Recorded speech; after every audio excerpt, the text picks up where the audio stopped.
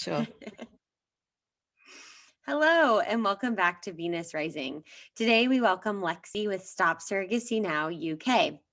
As some of you may know, Stop Surrogacy Now is a global campaign that brings together a worldwide, ethnically, religiously, and culturally diverse group of people opposed to the exploitation of women and the human trafficking of children through surrogacy. You can find more and join this global campaign at stopsurrogacynow.com.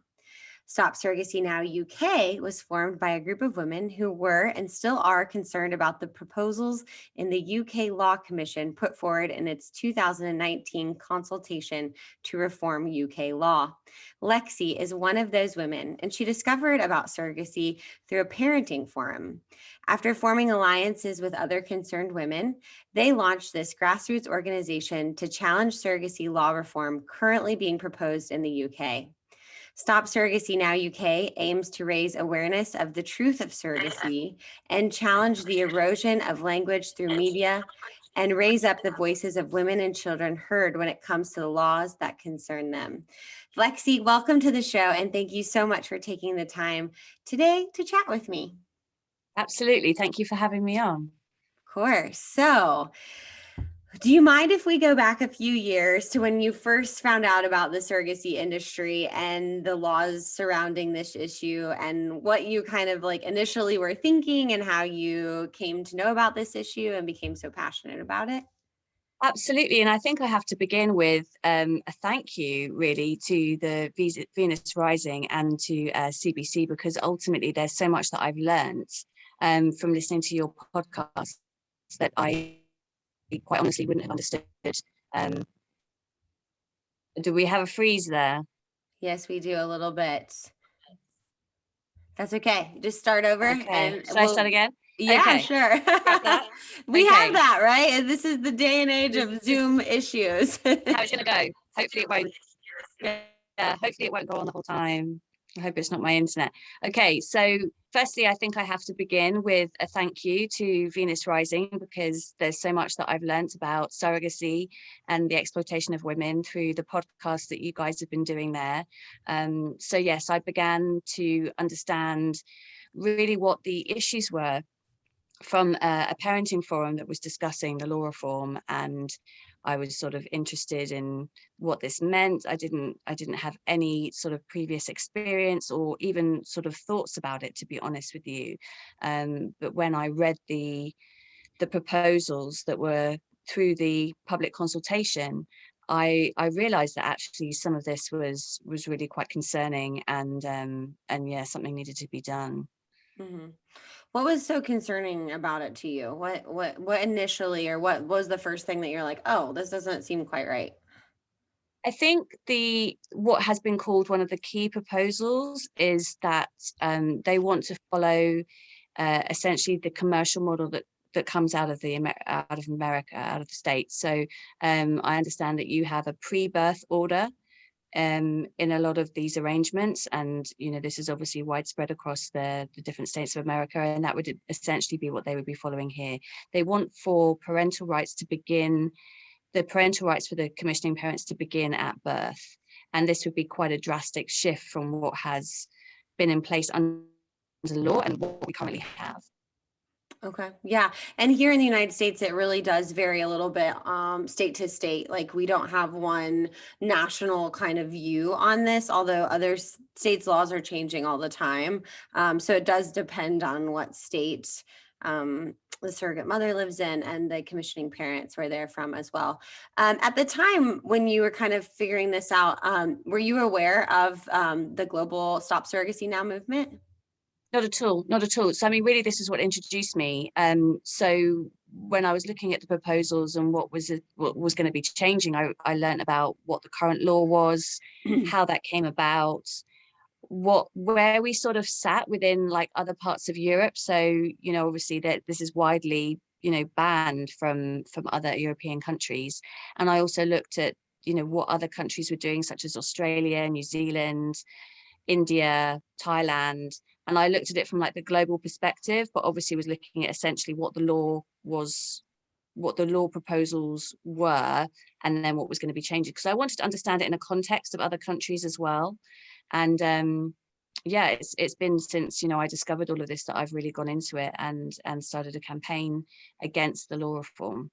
Gotcha. So what are the laws as they stand now in the United Kingdom? Can you go into more detail? You talked a little bit So about the parentage, but really yeah, so go I as mean, specific as you'd like. it's really quite interesting. So at the moment, you know, you could have a surrogacy arrangement, and it could, you know, generally it would be through an agency, although that's becoming less common. People are sort of doing it independently. But there would definitely be the mother, obviously the birth mother, would retain parental rights, and she would sign this over in a parental order, which would go before a judge. And you know, you would have lawyers and you would have that kind of situation, but she would be able to keep her parental rights if she wanted to, if there was a change of heart, essentially. Mhm. But what this proposal would be to turn that around and to flip that around. So the commissioning parents would have parental rights at birth, and then the mother would have to make a claim, sort of like petition against that, within 5 weeks of birth in Scotland and within 6 weeks of birth in England. Okay. So we're looking at proposals changing in Scotland and England, and then potentially it would also, I think, you know, Ireland and Wales might follow the same sort of path. But this would be quite a key change, and obviously considering, so I was in this parental forum, you know, I was a new mother. I was thinking, you know, I wasn't really in any fit state. 6 weeks post-birth, you know, I had an easy birth, to sort of be making any life-changing decisions. And I think, you know, obviously somebody who's entertaining surrogacy or engaging in surrogacy, and they're essentially giving the baby away, that could very much be how you feel during the pregnancy, and then something could change obviously after the birth. And I've watched the documentaries that have been produced by Jennifer Lull, and, you know, listen to the podcast, and I just think it's very much thinking how you're going to feel and then not really having any opportunity to change your mind. So Mhm. I'm quite big on consent and having, you know, freely given consent, and then I think you can only really have that as long as you can withdraw consent. And I think that's quite an important part of UK law, and obviously that would apply to surrogacy as well. Yeah. And you make a big point here, just briefly, about consent. Like, this child too is also not given its consent, and it might have different parents genetically than its birth mother. And then if there are, you know, changes of mind or attitude during this whole process, it can be quite confusing for this new little one that just came into the world. But you mentioned that a lot of that more people are going towards like into doing this independently without like an industry or organization. Can you unwrap what you meant a little bit there? So there are no statistics on that, but certainly from sort of like media representation, it's almost easier for people to do it without an agency involved. So I think there are some people who obviously would look to go to an agency for guidance, advice, you know, going through the legal process. You know, obviously they don't offer legal advice as such, but they will give like a mediation. There will be, it's not a contract because the contract isn't enforceable, but they kind of call it a contract or an agreement. And it's essentially to say, like, this is how long we will try to get pregnant for. This is what we would do if you know, there would be a situation where it was a life or death situation with the mother and the child. Like, they go through all of those scenarios, and whilst I don't support it, you know, I don't support agencies making money from the services, from reproductive services of women. Essentially, I think if you are going to do it, that it would be better to do it within a sort of framework, a regulatory framework. And for example, when you're using obviously sort of traditional surrogacy and you're using your own egg to have a child for somebody else, then you don't need a clinic involved. You know, it's kind of cheaper. It's certainly more favorable for, say, same-sex male couples who, you know, they can provide the sperm, but they need, you know, the woman and her body and her egg. And I was going to make another point about the parental order, because that's something in the UK where we're talking about the parents, the commissioning parents. So in the UK, you do have to have a genetic relationship with one of the commissioning parents. so that you wouldn't be able to get a parental order if you didn't have that. You would need to go through adoption. So obviously in terms of you know, whether they're same-sex male couples or a heterosexual couple, if, for example, the woman couldn't use her eggs and they were using a traditional surrogacy, they were using a woman and her egg as well, the relationship would be with the father. So that is, and that does remain a requirement currently. It's possible that that may change when we actually get to the bill, because obviously this is just in draft process. So we've had the consultation that lobbied for reform, and then we have the public consultation, and then everything since then has been delayed because of COVID. It's believed to be because of COVID, but things are moving along behind the scenes, and we await news as to see basically what the bill is actually going to say. Wow. And how does this affect or change? So I assume that the birth certificates of these children would have the birth mother on it, and then that would change after. Is that currently how it stands, or? That is currently how it stands, yes. So it's my understanding is it's similar to adoption in that you have an original birth certificate, and then with the parental order, you basically get a new birth certificate with possibly a new name of the child, but certainly the commissioning parents registered. And we don't have it here currently where you might put, for example, the genetic relationship that the child has with the people who gave the gametes, you know, essentially like a sperm donor or egg donor or whatever. But I think there's an argument there for that to be considered as well. But that isn't part of the proposals. It's very much, the proposals were made as we're not looking to repeal it, we're only looking to reform it. And for the lobbying process that led up to the public consultation, it wasn't like a broad spectrum of groups involved. It was quite limited, I think, in the scope in terms of, you know, who they spoke to. They didn't speak to women's groups, for example. They spoke to Stonewall, who I think you may have heard of.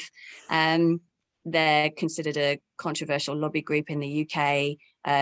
They've been spoken about in the papers quite a lot recently, and they were involved in the actual drafting of the public consultation. So it was actually far over 500 pages. It was very dense. It was very difficult to complete. It certainly wasn't made sort of accessible, and you know, it was. We've looked at the proposal, and there you can sort of tell by the questions that they're asking you and the way that they're asking you. Lexi, you're breaking up. That it's very much, that it was very much, it was very difficult and complex for sort of like the general public to understand. You'd have to read and really quite look at a lot of the detail of what they were saying there to understand it. Are there any other regulations that are up for change as well? Like from what I understand, in the UK, surrogacy is altruistic only, meaning that a woman cannot gain monetarily from this arrangement, but her services can, you know, pregnancy related expenses are paid for in that. Do you anticipate that changing? Is that still the same, or?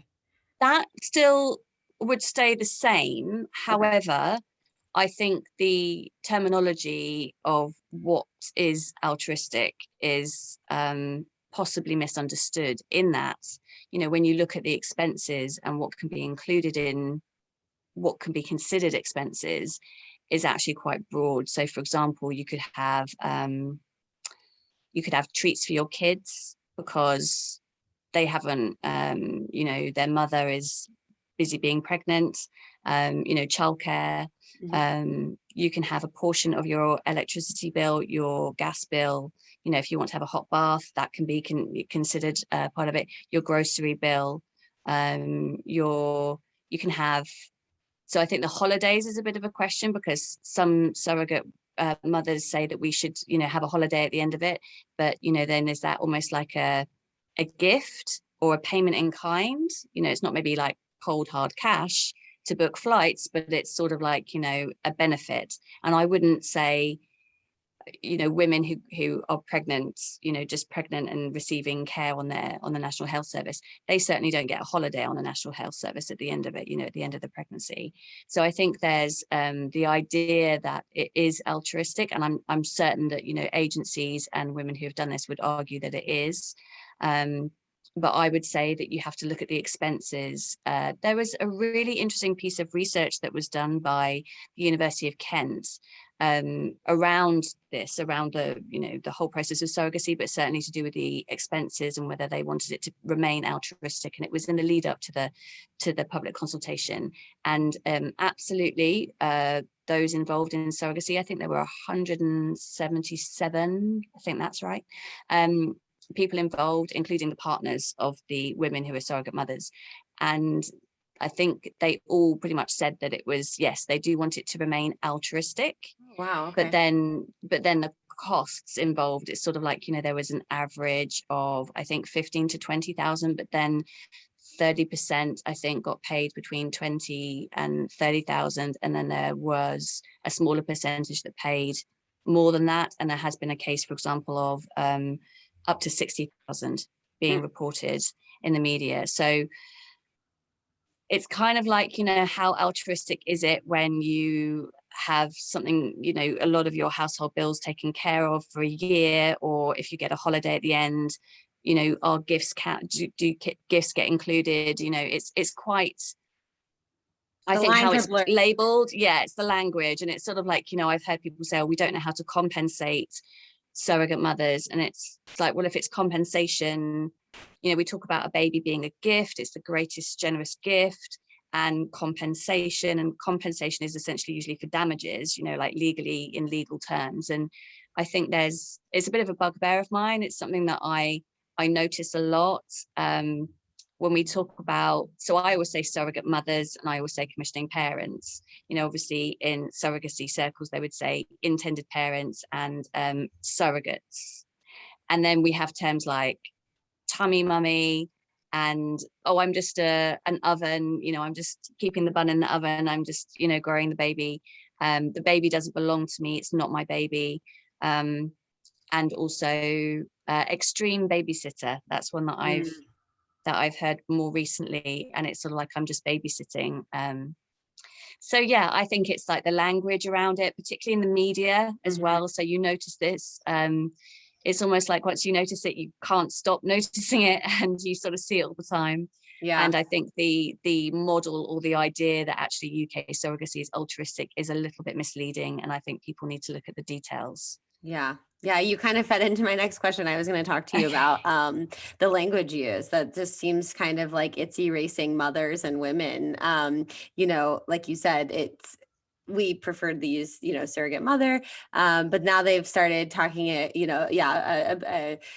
a bun in the oven, or the babysitter, or just the carrier, or the womb. I saw an article the other day. Someone had posted on social media. It was two men who used a surrogate to have a baby, and it said, 2 men, a womb makes a baby. So they completely erased, the idea. It's of really interesting. And you keep seeing it. And I think the thing is that so one of the things that I have, the whole thing obviously fascinates me, but one of the things is sort of particularly when you have gestational surrogacy, and you say it's, I'm not genetically related to the baby, as if, I don't know, I kind of consider it as if like your womb is like a cupboard or a drawer, and you've just kind of put a baby in there, and that your bones don't leach calcium to make the bones of the child, and that your blood and your diet and all of the things that essentially make a child, it's not some separate entity to you. You may not have the the DNA material and the genetic material that created the child, but obviously we share cells. I think it's called mitochondrial DNA, and then kind of like chimerism, like mini chimerism, where we sort of like swap cells, and it stays in your body. It stays in, my child, his DNA is in me and in him, but not just because of the fact that I used my egg to make him, but that he was inside my body, and then you have the breast milk that's obviously for that child. And I think the whole language around it is very much used as a separation, and it's almost like, well, you had the child inside your body, but then when it's outside of your body, you have no rights, you have no interest in this child. The child goes to effectively strangers, and even the baby doesn't know that its DNA is from this guy and the egg came from this woman or whatever. Like, the baby only knows his or her or their mother. Mm-hmm. The voice, they like don't know anything else. voices early on, right? Like in development, we know that babies respond to the maternal. Your heartbeat, they know your heartbeat. those The only person who knows my heartbeat from the inside is my child. And a lot of the there is definitely a trend, I think possibly more so in the US, but for surrogate mothers to have already been mothers. And I think when you have children already, I think it's quite strange how they say, well, this one isn't mine, this one doesn't belong to me. And I think, well, how is it different from the children that you already had and that you've already given birth to?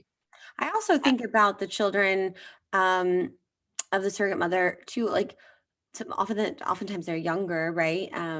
This isn't someone who has like teenagers and then is deciding to be a surrogate, but how they feel about that, and what kind of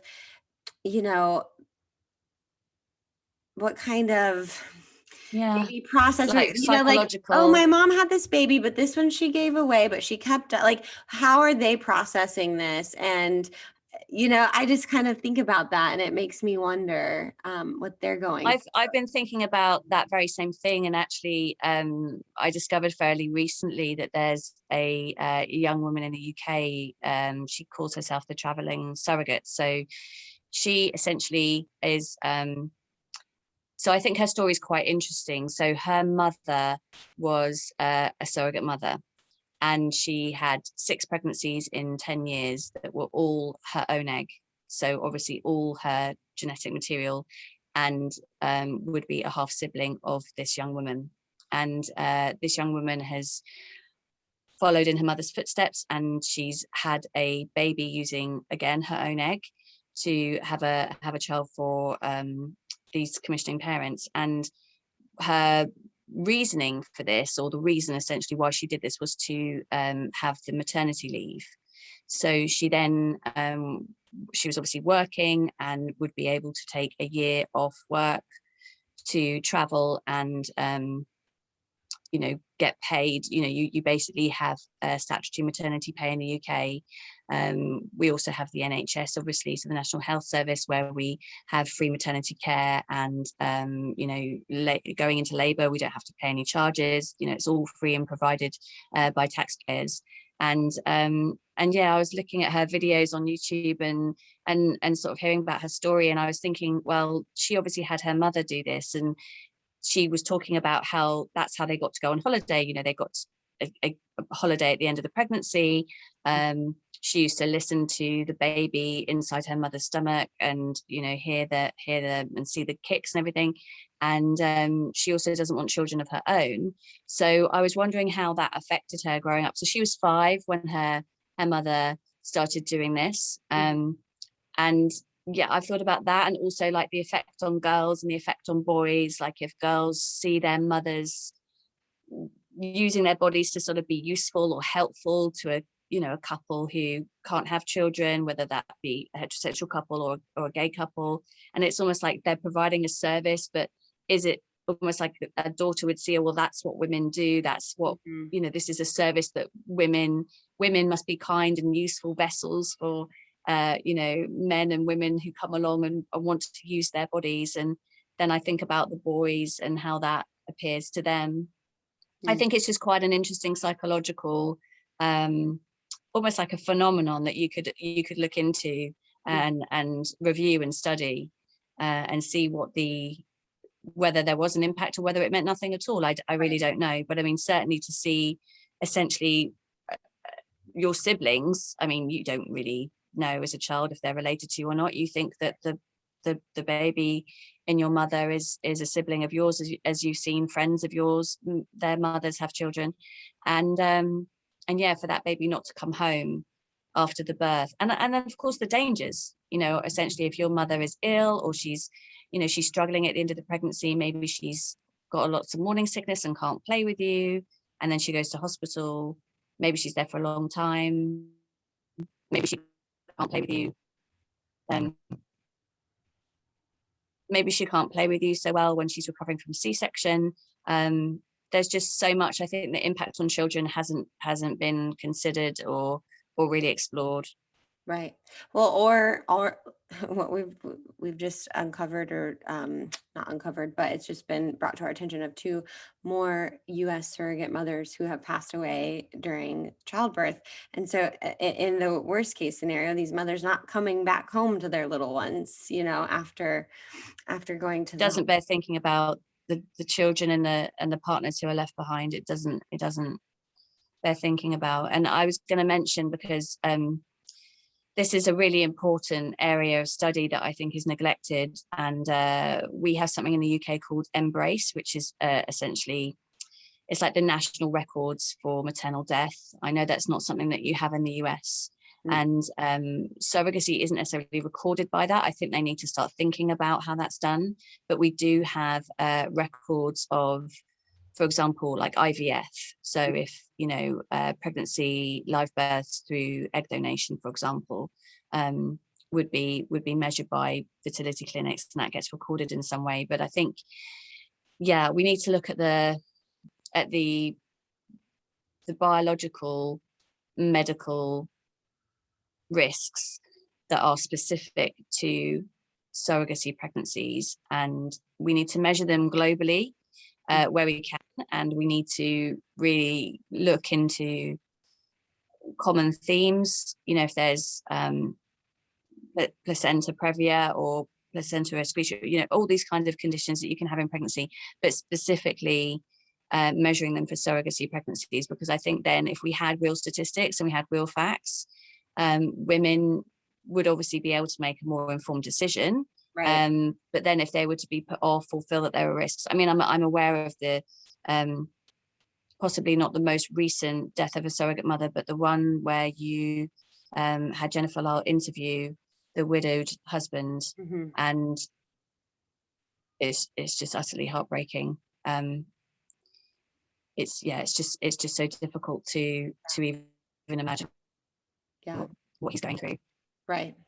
It's a really heartbreaking interview, and it's on YouTube for anyone who wants to watch it. Just went out last week. And I'm grateful that there are men and family members who are willing to talk to us, because I do think it's so important that women understand, because you're right, I could get on a soapbox all day about lack of research. I used to do research in a former life before I was a nurse, and I think, for a world where we're so into following the science and knowing what science says, women's health, especially in artificial reproductive technologies, is severely lacking. And it from egg donation to egg freezing to surrogacy, we're just not doing women. We're not doing right by yeah, and I think we should be looking at the connections between IVF and the menopause, and essentially what happens if you've been on IVF drugs, if you're on drugs to stimulate your ovaries, and what that then does to your body later in life. I think, there's lots of, women who've done multiple surrogacies as well. Like, at what point do we say, that's enough? You actually can't do this anymore. So one of the issues that we have with the proposals is that there's no limits. There's no age limits for either commissioning parents or surrogate mothers. There's only the proposal that they would be over 18, but even in one of the reports that I read that was sort of later on, there was a mention, they weren't necessarily suggesting this, but there was a mention of, like, could 16-year-olds be surrogate mothers? And you just think, no, they can't. And I just find it really bizarre that somebody would even mention that. That's a good idea at all. Yeah, I mean, that's just a really ridiculous suggestion, and anyone saying that, stating that in one of these evidence sessions is, I'm very concerned about why they would have that position, or even that question or that suggestion. But if we're talking about 18-year-olds, you know, and also young commissioning parents or older commissioning parents, there would be no, you wouldn't have to have had a pregnancy and a labour before participating in surrogacy.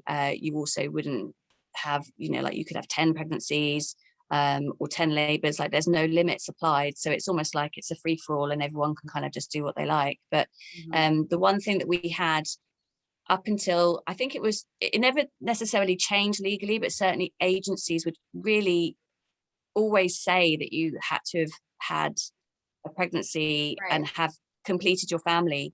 But I have noticed on surrogacy agencies here, like the kind of like the biggest agencies or the most established agencies, they do say that you don't need to be a mother already.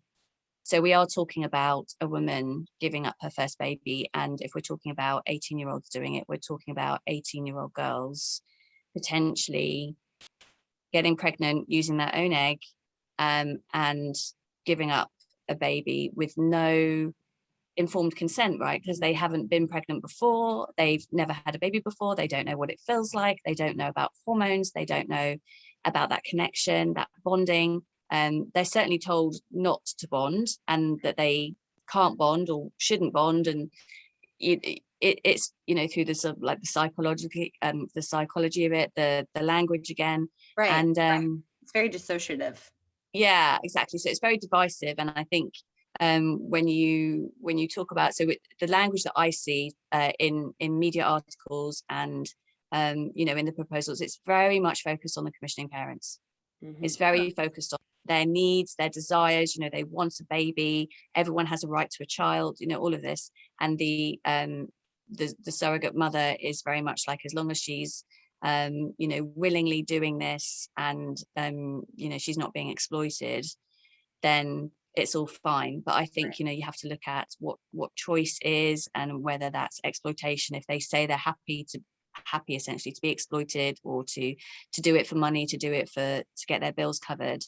And you know, when you look at vulnerable women, I mean, there was a BBC program that I think you could probably still see if you have BBC iPlayer. It's called The Surrogates. So straight away, mother is removed from the title. But there was a young woman there, I think she was 26. She had a son. Her name was Emma, and she had a baby for a gay couple, and it was her own egg, and she met them on an app, so she didn't go through an agency. And her story kind of struck me because you know, they're kind of talking about it in really sort of surface level terms, but then later on in the program she says that she had suicidal thoughts as a single mother. You know, she struggled, and she's living in a 1-bedroom apartment or a 1-room apartment. You know, she sleeps on a sofa, and surrogacy for her, she says, it healed her.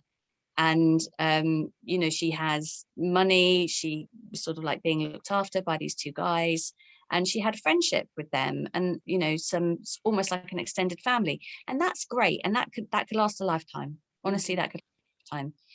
But equally, as I know from other stories, it absolutely doesn't. And they get the child, and they might, you know, you might be around for the first year, or maybe not even that, they might drop you instantly.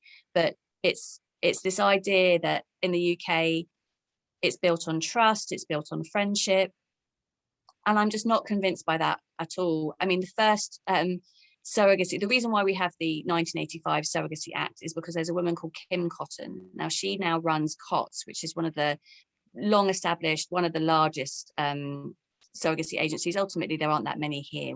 You know, surrogacy in the UK isn't like a kind of like hugely widespread thing. But she sold a child. I mean, she did it for money, and it's kind of like quite well known. She's talked about the regret. She didn't know the parents. She didn't know the child's name. And sometimes she doesn't kind of refer to it. She then refers to a later surrogacy pregnancy where she had for a friend. And it's quite interesting because it's almost like she's kind of blocked it out in her own mind. But it was that action that she took. I think she did it through an American agency, actually. And then we obviously had the 1985 Surrogacy Act. So it kind of was like, this is not something that we're going to do in the UK. We're not going to have commercial surrogacy. Mm-hmm. So that's where it started, really. Gotcha. And people from the UK, can they, for our audience listening, can they go to the United States and can commissioning parents travel internationally? And are those kids recognized as citizens of the UK? I think it's complicated. I imagine that it depends on the birth certificate that's issued in the country, wherever you're going to, but certainly, yes. I mean, you do have commissioning couples go abroad. Some prefer it because you don't have to have a relationship. I mean, I don't think you really have to have one enduring for life anyway, but certainly you have to kind of have some kind of a relationship if you go through a surrogacy agency. There was a court case fairly recently, maybe just a couple of years ago. There was a woman, she's referred to by X, and she had a medical negligence case in the UK with the NHS, and she received a level of compensation, but then she went back to court because ultimately, you know, she wouldn't be able to have children of her, you know, naturally. So she would need surrogacy, and the further payment that was awarded to her entitled her to go, you know, it was enough money for her to go abroad, and the intention was for her to go to America to have up to 4 surrogate children, because she said that she wanted a large family, and she didn't want to have to be friends with the surrogate mother, and she wanted to have commercial surrogacy. So that was the ruling and the further financial agreement that was made by Lady Hale, which is it's a court case that people could look up if they wanted to. Yeah. You talked here briefly a minute ago about people having a right to have a family or a right to a child, and we hear that often when we talk about surrogacy. So what's your rebuttal to that when people say, well, I have a right to have a child, or I have a right to have a family, and this is how I want to do it? Yeah, I think ultimately people need to understand what human rights are and where you have them. And you can absolutely have, you know, the UN, you can have the UN Convention on the Rights of the Child, for example, where they have, you know, a right to an identity and a right to know their biological parents and things like that. And you can have all of these things, but they're not enforced. So we can say, look, everyone has a right to life, everyone has a right to clean water, everyone has a right to food. I mean, years ago, I was involved in a charity that talked about a right to play, which ultimately was about children not having to become parents to their younger siblings due to being orphaned. And yes, wouldn't it be great if every child had a right to play and didn't have the responsibilities of essentially being you know, in a sense, a surrogate parent in lieu of having other parents, but we just don't have that. So I think having a right to a child is quite a dangerous claim to make. I think people should be quite clear about what they mean by that. And I think they should look at cases where people did have surrogate children given to them, and they probably shouldn't have had any access to children. And I think that if we talk about it as a right, then I think, yeah, we have to recognize that the child is a human being, and you don't have a right to purchase a child, and no one has a right to, quite frankly, even ask a woman to do this for you. In the UK, we do have it on an offering system. So, you know, in terms of the matching within agencies, it's the surrogate mother who chooses the people that she wants to work with, the couple, or even the single person. Obviously, they don't have to be in a couple. And I think, you know, there's that sort of framework, but then people are, like I say, operating outside of that. And you can, of course, do it within families. You can do it within friendships. Yeah, I think there's another thing I'd like to mention in connection with the right to a family. We have the Yoga Carta Principles, which aren't ratified, and I think in there it's the right to found a family, which can be misinterpreted to mean a right to a family or a right to a child, which isn't quite the same thing. And also they're not recognised in UK law. the Yoga Carta principles, I mean. But then there's also something that's kind of coming up into the language, which is, well, there's two things. It's fertility equality and reproductive rights for all, and surrogacy as a fertility treatment, which I think they're two phrases that are, again, quite dangerous, or like you're going to have to explore that and look at what that means. So surrogacy as a medical fertility treatment is obviously not, it's not what it is. Right. So, you know, if you're using a woman's body to have a baby on your behalf, is that woman then, you know, she's kind of like a medical method or pathway, you know, whatever it is for you to get what you to meet your dreams and your deepest desires. Or and the fertility equality, obviously, that, you know, when it sort of goes along with reproductive rights for all, you know, we have reproductive rights in when we talk about abortion and about women having the right to choose and things like that. And then you know, it's almost like the language is being molded again to mean reproductive access to reproductive rights. And you know, if you're a single man or two men in a gay relationship, you know, you have like fertility equality, and then like it's just really unfortunate that they biologically can't reproduce on their own, and they have to have rights and access to a woman's body in order to do that. And I think there's that, again, it's again about the language and these terms that are being formed, and you know, talking about family building and you know, these things that kind of come through, and you think, you know, where is this coming from, and who is coming up with these terms, and where does it lead us? I think we need to think a bit more deeply about it. Yeah.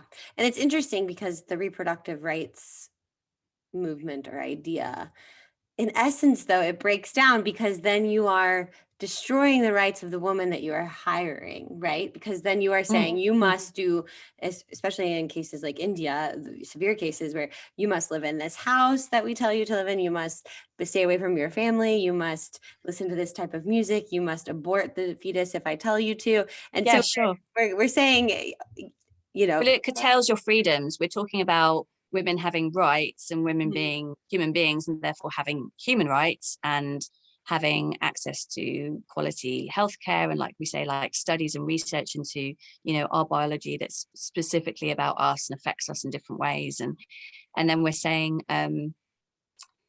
you know, but then if you're doing this, if you're engaged in surrogacy, then actually it gets to a point where, for me, it's like you're owning somebody. You own the baby. Like they will say, the baby doesn't belong to you, it belongs to the commissioning parents because of the genetic material. So it's like you're owning something that's inside somebody else. If you think of like Russian dolls, and you think about the tiniest doll in the middle, and it's, you know, it was the egg from your great grandmother, and it comes down the, you know, down the family line, and then it's just quite an odd concept to me that you would own something that is inside somebody else.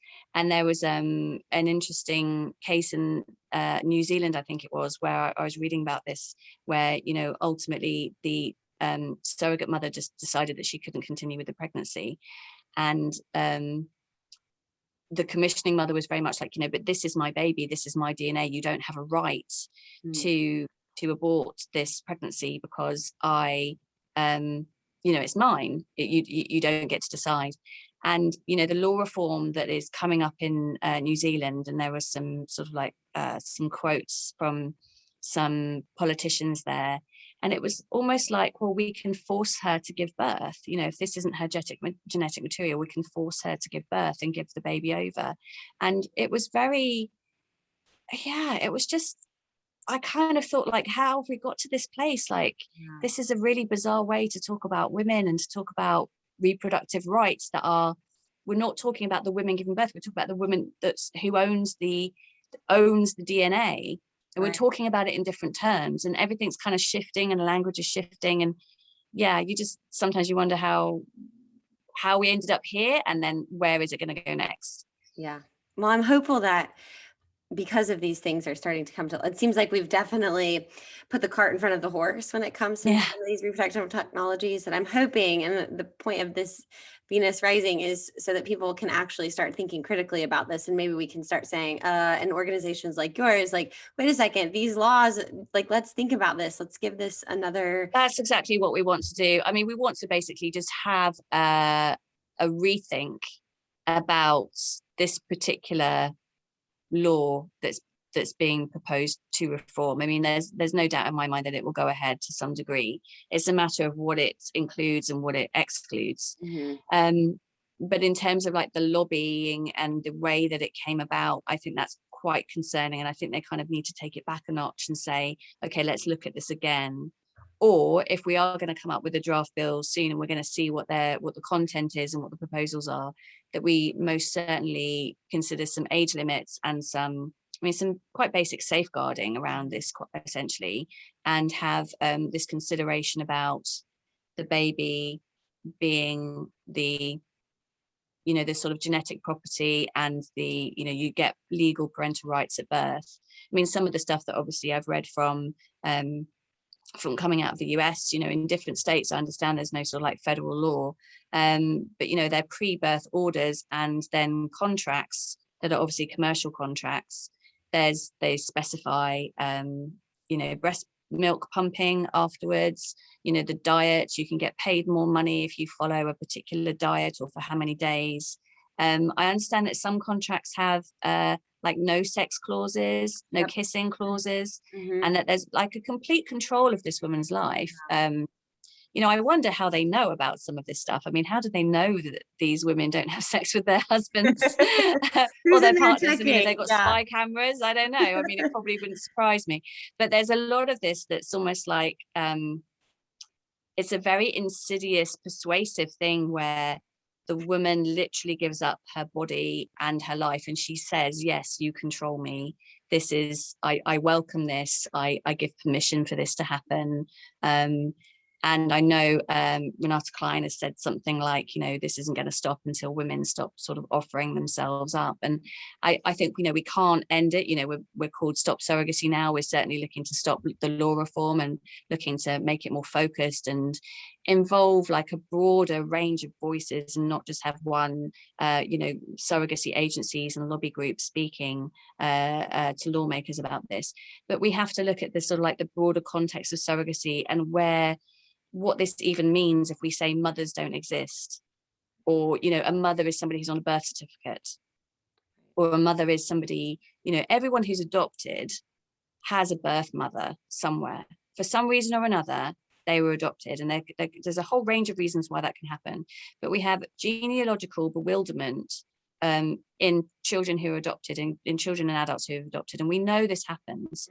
We don't have anything solid on surrogacy to see what happens to these children when they grow up. And we know certainly a bit about if they've been donor conceived. There's obviously the donor conceived network, and there's some great work being done there to sort of like raise awareness of what actually it means to be donor conceived. But since we've had all this technology, just because we can doesn't mean we should. Right. And we've been doing this for decades now. And I really think there's got to be a moment in time where I think there's got to be a moment in time where we just pause and say, actually, are we going down the right track here? Is there something that we want to correct or shift, or just have a think about?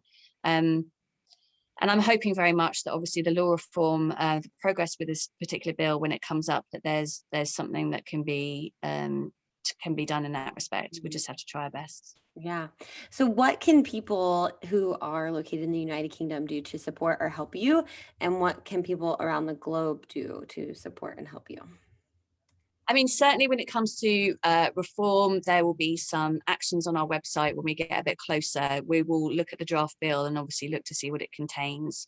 We would ask people to, so people who are based in the UK, to write to their MPs, write to their parliamentarians, their politicians, to say, what their concerns are, whether they would have some, they would want to have a conversation with them. There's something that MPs do in the UK is that they have surgeries. They basically have like meetings with their constituents, and you can go and meet with them.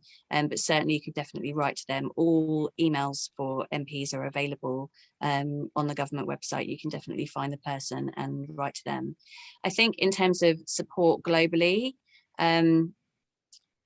I would say that actually you should look at your own laws. I mean, I would say particularly for sort of like Australia, New Zealand, in Ireland, I think will probably follow something, whatever happens in the UK. In Europe, people, the laws are pretty set. I mean, this is what I think marks the UK out as being quite different, is that actually across Europe, it's pretty much banned.